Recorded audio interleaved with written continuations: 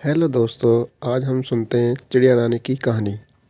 जंगल में रानी चिड़िया अपने बेटे और पति के साथ रहती थी। एक दिन सनी अपनी माँ से जिद करता है कि मुझे बाहर ले जाइए। सनी के पापा, सनी और मैं यही नदी की तरफ जा रहे हैं। मैं यहीं पर ही हूँ। आप दोनों जल्दी से आ जाना और अपना ध्यान भी रखना। सनी अपनी मम्मा के साथ नदी के पास जाता है। मम्मा, क्या आप भी अपनी मम्मा के साथ इसी नदी पर आया करती थी? हाँ सनी बेटा, मेरी मम्मा मुझे यहीं पर पानी पिलाने के लिए लाया करती थी जब मैं बहुत छोटी थी। क्या आपकी मम्मा आपसे प्यार करती थी? हाँ बेटा, मेरी मम्मा मुझसे बहुत प्यार करती थी। क्या आप भी मुझसे उतना ही प्यार करते हो जितना आपकी मम्मा आपसे करती थी? हाँ बाबा, हाँ, जितना मेरी माँ मुझसे प्यार करती थी उससे ज्यादा मैं आपसे प्यार करती हूँ बेटा। जब मैं छोटी थी बिल्कुल आपकी तरह ही अपने माँ से सवाल किया करती थी। सनी और चिड़िया इसी तरह से बात कर रहे थे कि अचानक पीछे से एक चील आती है और सनी को अपने पंजों में उठाकर वहां से भाग जाती है। चिड़िया को मौका ही नहीं मिलता सनी को उस चील से बचाने का। वो तो रोने लग जाती है। मेरा सन्नी, मेरे बेटे को बचाओ कोई, वो चील मेरे बेटे को उठाकर ले गई है। वो मार देगी मेरे बेटे को, मेरे बेटे को वो मार देगी। फिर वो वापस अपने घर जाती हैं।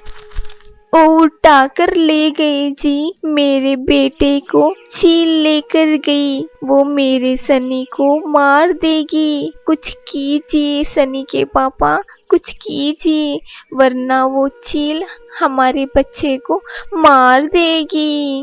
क्या ये क्या हो गया? मैं बचाऊंगा अपने बेटे को। आप शांत हो जाओ रानी। वो चील अभी नहीं खाएगा हमारे बेटे को। मेरे पिताजी कहा करते थे कि चील अपना शिकार रात को खाते हैं। अब क्या करें हम? वो चील तो बहुत शक्तिशाली है।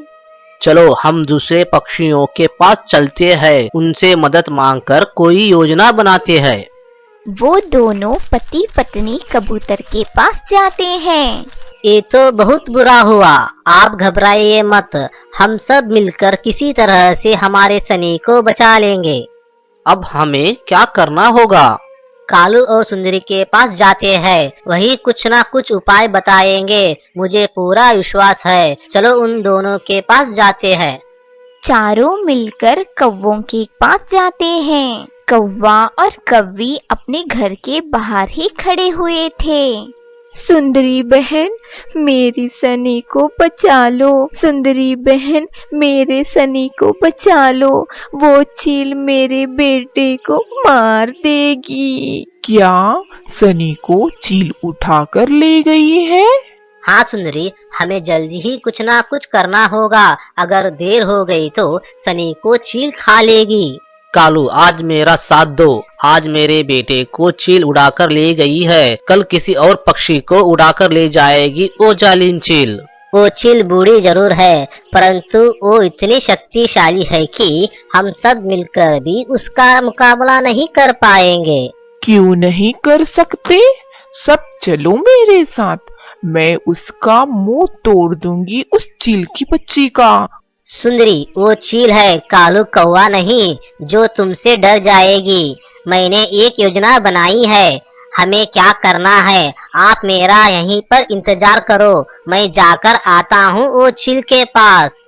कालू, कुछ हमें भी बताओ, क्या योजना बनाए हो तुम? कालू उन सबको अपना प्लान बताता है। फिर कालू चील के पास जाता है। आज तो दावत होगी मेरी। नरम नरम मांस खाऊंगी मैं। नरम मांस बहुत दिनों के बाद जो मिला है मुझे। मैं पहले इसकी आंखें खाऊंगी, फिर इसका दिल और फिर आहिस्ता आहिस्ता तुझे ही खा जाऊंगी। चील आंटी, मुझे छोड़ दो, मेरी मम्मा रो रही होंगी। मुझे खाने से आपको क्या मिलेगा? छोड़ दो आंटी, प्लीज। पागल, क्या मिलेगा मुझे तुझे खाकर? तुझे इतना भी नहीं पता, तुझे खाऊंगी ना तो मेरा पेट भरेगा, पेट। कालू भी वहाँ आ जाता है। चील दीदी रुकिए, आप इस छोटे चिड़िया के बच्चे को खाकर अपने मुंह का स्वाद खराब ना करो। मैं अपनी पत्नी को लेकर आता हूँ, आप मेरे पत्नी को खा लो। वो क्यों काले कौवे? अपनी पत्नी को मुझे क्यों खिलाना चाह रहे हो? कोई साजिश रच रहे हो क्या? आज मेरी लड़ाई हुई है उससे, बड़ी जबान चलाती है वो मेरे सामने। इस चिड़िया के बच्चे को खाकर पेट भी नहीं भरेगा आपका। मैं अभी मेरी पत्नी को लेकर आता हूँ। अगर ऐसा है तो तब तक इस चिड़िया के बच्चे को मेरे पास ही रहने दो। तुम जाओ और अपनी पत्नी को ले आओ। फिर कौवा जल्दी से वहाँ से उड़ जाता है। जल्दी चलो सुंदरी, मैंने उसका ध्यान भटका दिया है, तीर ठीक निशाने पर लग गया है। फिर कालू सुंदरी को साथ लेकर चील के पास आता है। वाह वाह, ये तो बहुत मोटी तगड़ी कौवी है। अब तो मुझे और भी ज्यादा मजा आने वाला है इस काली कौवी को खाने में। चलो इस चिड़िया के बच्चे को लेकर जाओ यहाँ से, मैं चील दीदी का डिनर बनना चाहती हूँ। कवि, मैं भी तुम्हारे साथ रहना नहीं चाहता हूँ। मुझे नहीं रहना तुम्हारे साथ रहने से अच्छा है कि मुझे चील दीदी खा ले। फिर कालू सनी को वहाँ से लेकर चला जाता है।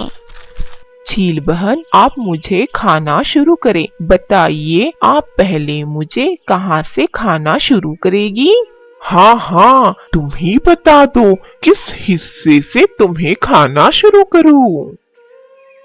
फिर अपनी योजना के अनुसार कबूतर वहाँ आ जाता है। अरे अरे चील दीदी, आप इस काली कौवी को क्यों खा रहे हो? इसे खाने से आपका रंग काला हो जाएगा।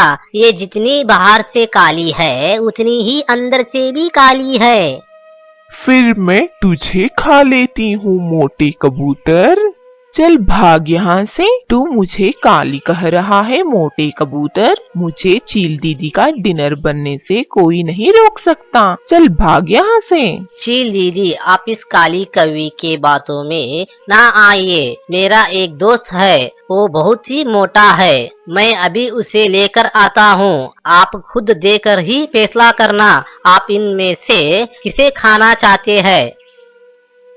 ऐसे ही रात हो जाती है। कबूतर, मुझे बहुत भूख लगी है। तुम जल्दी से जाओ, अपने दोस्त को लेकर आओ। मैं भी तो देखूं कितना मोटा है तुम्हारा दोस्त।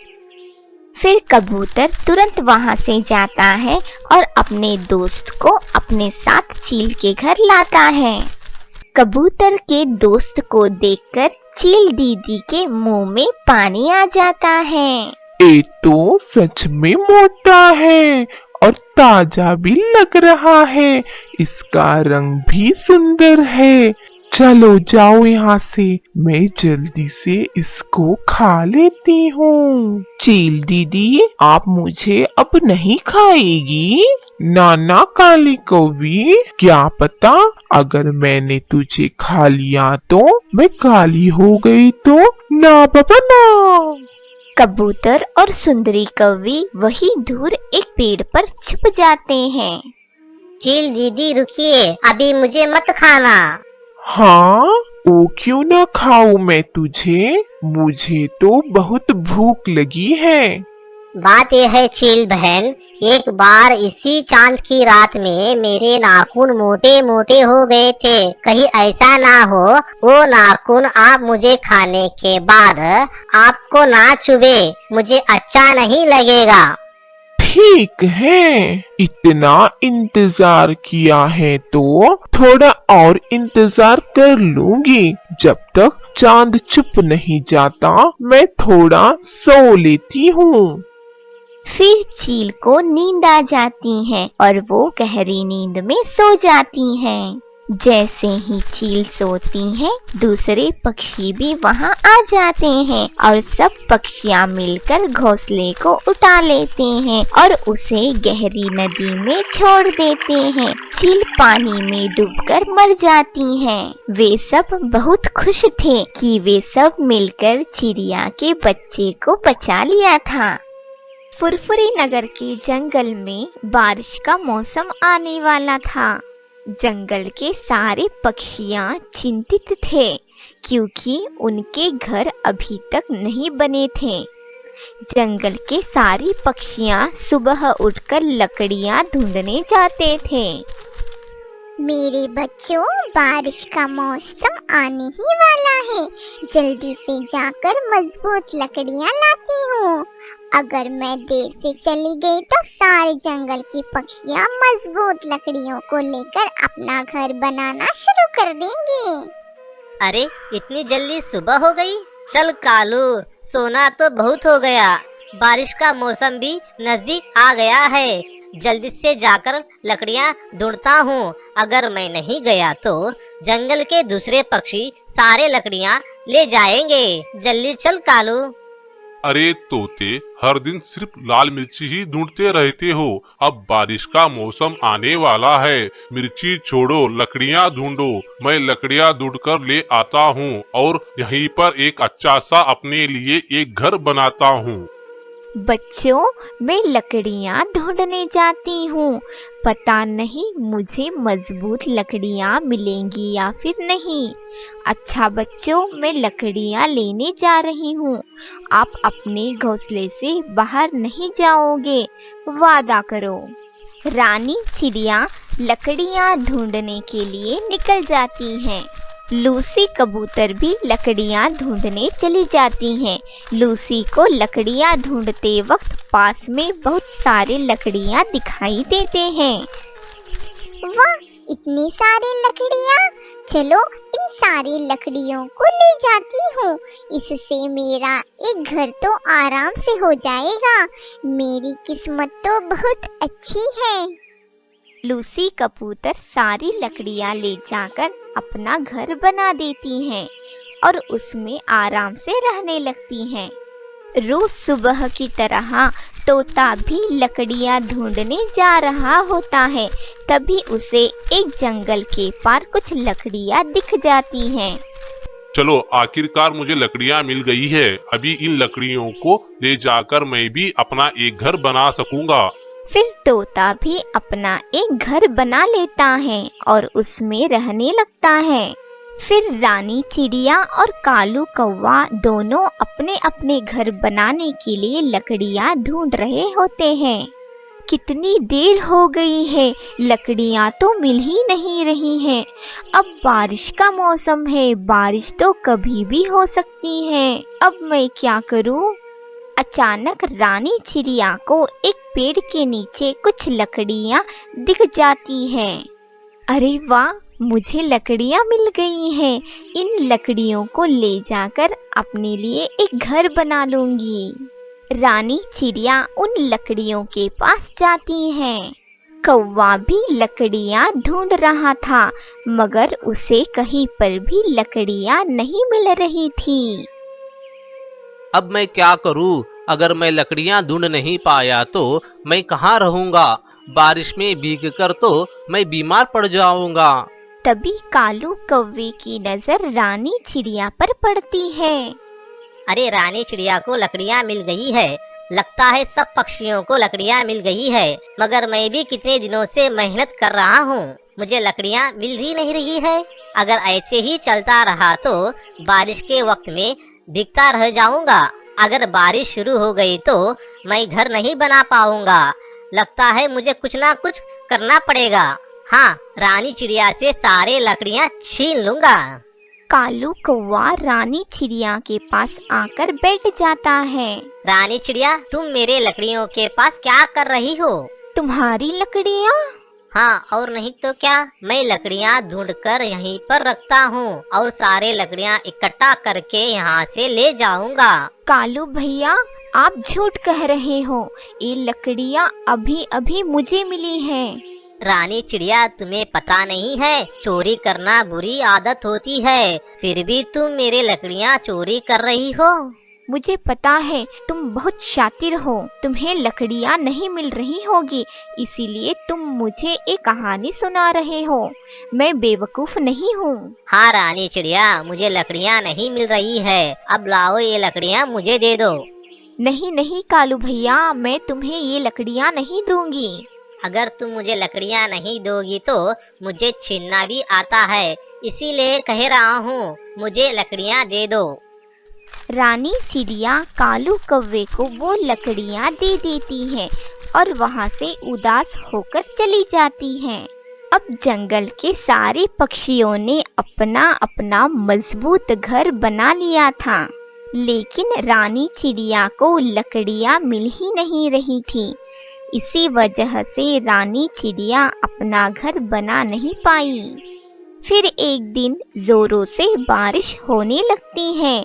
सभी पक्षियां अपने अपने घरों में आराम से रहने लगे। रानी चिड़िया का घर अभी तक नहीं बना था। रानी चिड़िया अपने दोनों बच्चों के साथ बारिश में भीग रही थी। हे भगवान, बारिश तो शुरू हो गई।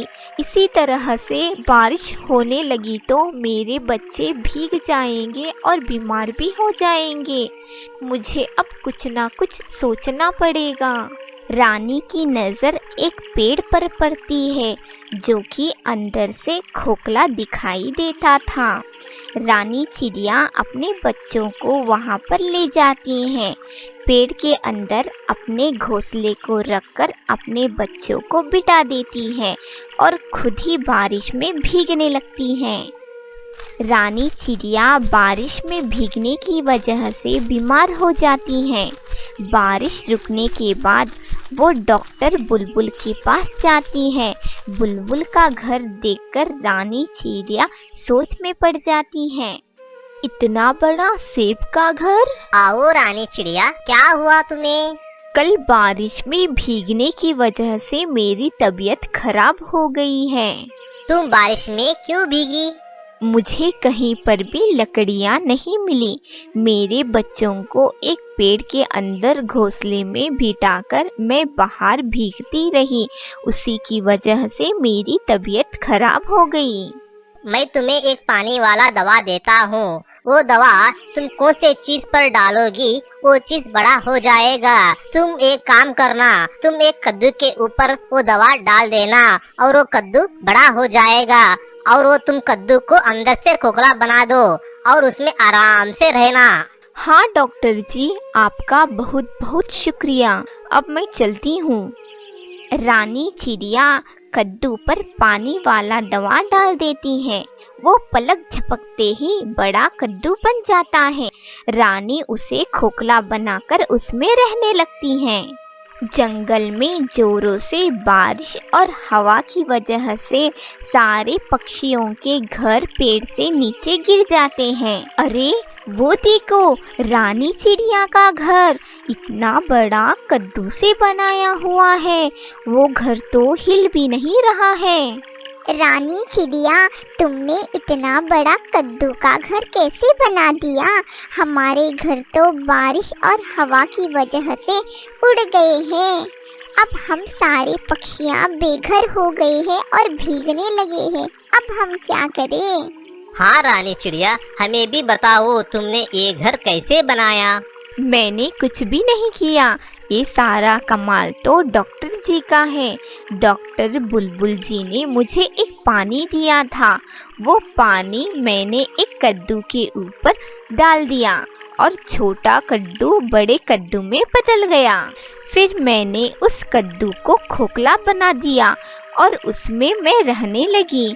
तुम डॉक्टर बुलबुल जी के पास जाओ और उन्हें कहो कि तुम्हें भी वो पानी दे और अपना अपना घर बना लो।